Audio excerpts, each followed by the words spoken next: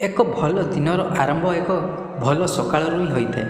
ଆପଣ ସକାଳ ସମୟରେ କ'ଣ ଖାଉଛନ୍ତି ଓ କ'ଣ ପିଉଛନ୍ତି ତାହା ଆପଣଙ୍କର ଶରୀର ଉପରେ ବିଶେଷ ଭାବେ ପ୍ରଭାବ ପକାଇଥାଏ। ରାତିରେ ଆମେ ଦୀର୍ଘ ସମୟ ଧରି ଶୋଇ ରହୁଥିବା କାରଣରୁ ଶରୀରକୁ ଖାଦ୍ୟ ପାନୀୟ ଠିକ୍ ଭାବେ ମିଳିପାରେ ନାହିଁ। ସକାଳୁ ଉଠିବା ପରେ ଆମ ଦେହ ଶୁଷ୍କ ହୋଇଯାଇଥାଏ, ଶରୀରରେ ଜଳୀୟ ଅଂଶ କମ୍ ହୋଇଥାଏ। ଏହି କାରଣରୁ ଆମକୁ ସକାଳ ପାନୀୟ ଉପରେ ବିଶେଷ ଗୁରୁତ୍ୱ ଦେବା ଆବଶ୍ୟକ।